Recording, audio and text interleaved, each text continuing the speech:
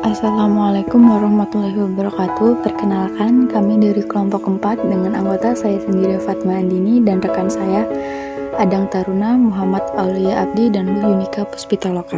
Di sini saya akan menjelaskan tentang Pancasila sebagai sistem etika. Yang pertama ada pengertian etika. Apa itu etika? Etika adalah kajian ilmiah terkait dengan etikat atau moralitas. Secara etimologis, asal kata etika berasal dari bahasa Yunani ethos yang artinya watak, kesusilaan, atau adat.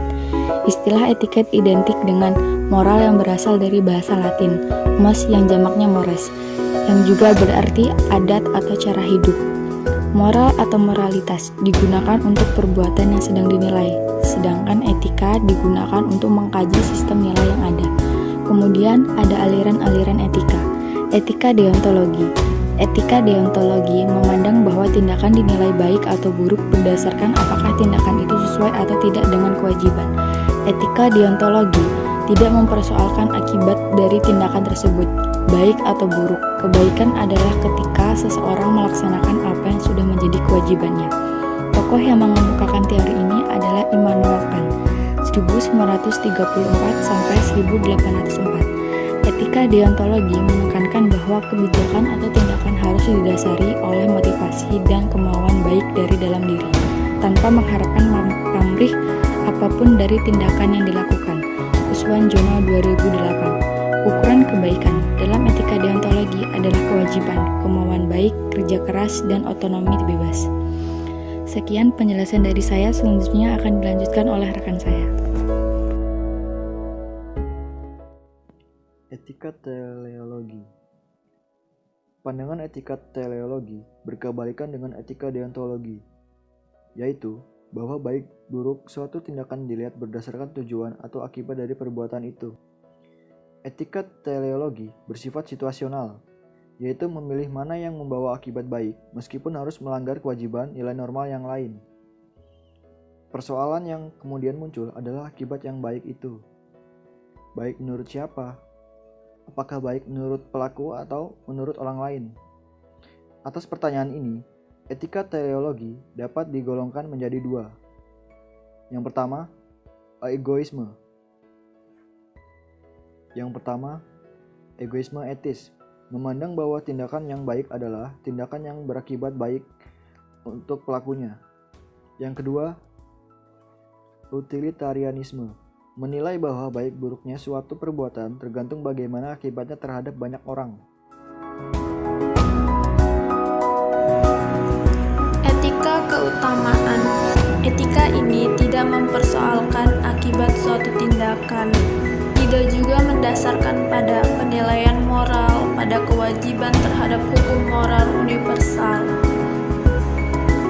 tetapi pada pengembangan karakter moral pada diri setiap orang.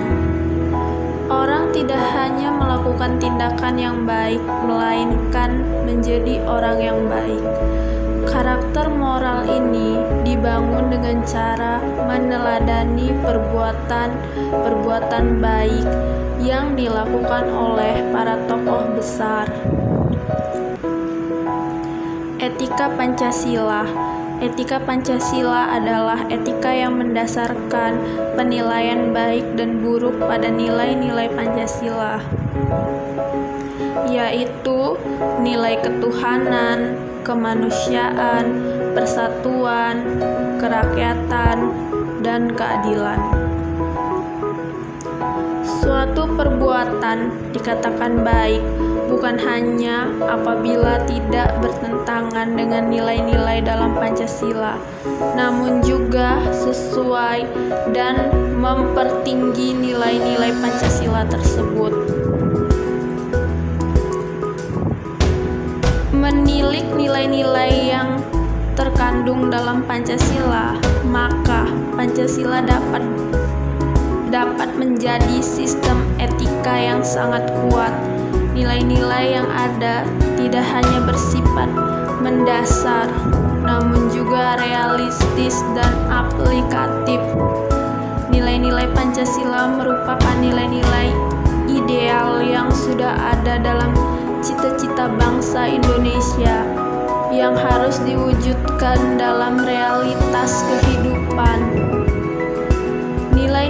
tersebut dalam istilah Notonogoro merupakan nilai yang bersifat abstrak, umum, dan universal, yaitu nilai yang melingkupi realitas kemanusiaan dimanapun, kapanpun, dan merupakan dasar bagi setiap tindakan dan munculnya nilai-nilai yang lain.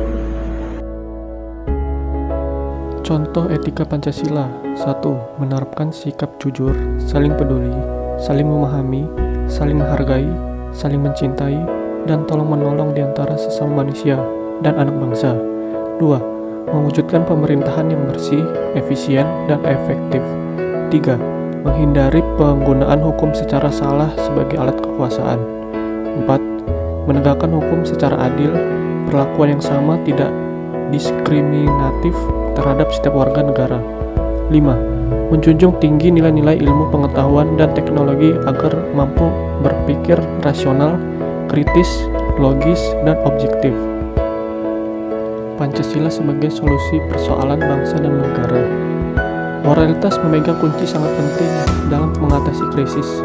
Kalau krisis moral sebagai hulu dari semua masalah, maka melalui moralitas pula krisis dapat diatasi. Moralitas individu lebih merupakan kesadaran tentang prinsip baik yang bersifat ke dalam, tertanam dalam diri manusia yang akan mempengaruhi cara berpikir dan bertindak. Moralitas individu ini terakumulasi menjadi moralitas sosial, sehingga akan tampak perbedaan antara masyarakat yang bermoral tinggi dan rendah. Istilah moralitas mondial adalah moralitas yang bersifat universal yang berlaku dimanapun dan kapanpun. Moralitas yang terkait dengan keadilan, kemanusiaan, kemerdekaan, dan sebagainya. Terima kasih. Sekian presentasi dari kami. Wassalamualaikum warahmatullahi wabarakatuh.